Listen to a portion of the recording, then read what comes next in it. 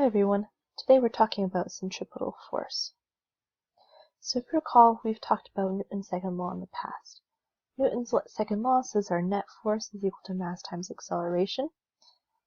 And this expression, if you note, if you look at this beautiful color-coded formula here, we have the vector symbols on top of force and on top of acceleration. So this expression also tells us that the direction of the force is in the same direction as the acceleration. So my question for you, when an object is moving in uniform circular motion, in what direction is the net force? So just take a moment to think about that. Hopefully you all said that, well, centripetal acceleration is pointing towards the center of the circle, so therefore our net force must be pointing towards the center of the circle. And therefore our centripetal acceleration points to the center of the circle. You said that? Great. If you didn't, think about it, and it should make sense. If not, ask me to explain to you in person. So now here's a little, here's a definition for centripetal force. It's the net force directed towards the center of an object's circular path. This is not a new force. That's very important. It's not a new type of force. It's simply the net force that causes the object to move in a circular path. This can also be a combination of forces, and we'll see an example of that in a moment. Some common forces that cause centripetal motion can be friction, gravity, and tension.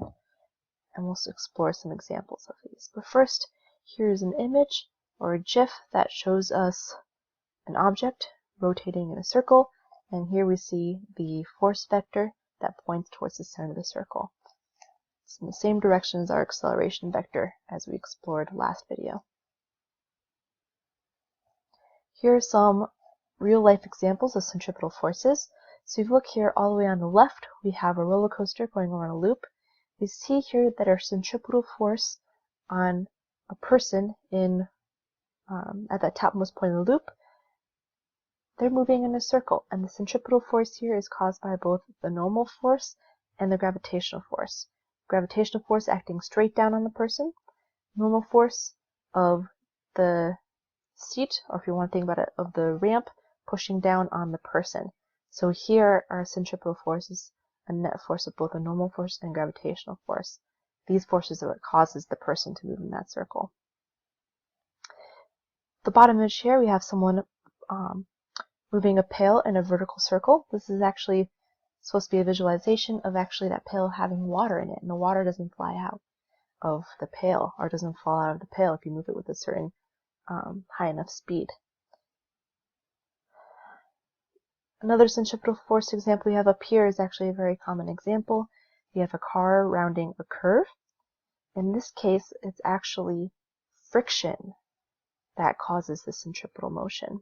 This is centripetal force. Our friction actually points towards the center of the circle, the circular path. And then here are just a couple other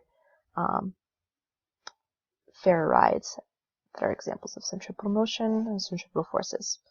I'll let you guys think about what forces are acting on the people on these rides. Now when it comes to a formula for centripetal force, remember we can just use Newton's second law.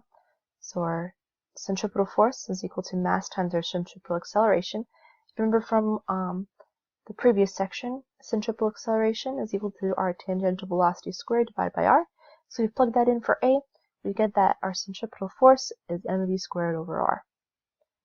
It's also important to note that centripetal force is just a force, and so we have units of newtons. Now when it comes to solving these types of problems,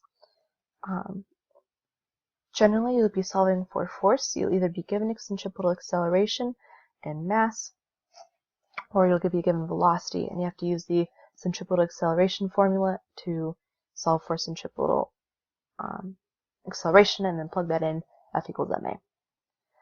This example here, I got a line. You can tell it's not my own work just because there's lack of units when they plug in numbers, which is not my style. and also they write newtons as small nt instead of capital N. This is a different way of doing it, but it means the same thing. Okay, so in this example, we've got a car that has a mass of 1,000 kilograms, and it rounds a turn of 30-meter radius at 9 meters per second. So we're given the radius of the circle, its tangential velocity, as well as the mass of the car. So first to ask, what's its acceleration? So something we can calculate we learned last section. And then part B is, what's the centripetal force? Well, for part A, calculating the acceleration, we know centripetal acceleration is tangential velocity squared divided by the radius of curvature.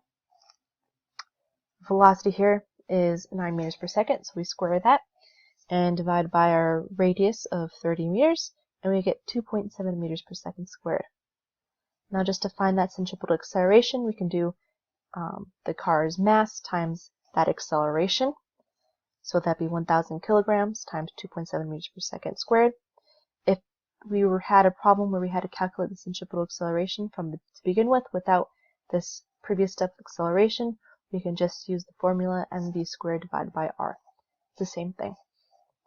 And we do that multiplication and we get 2,700 newtons.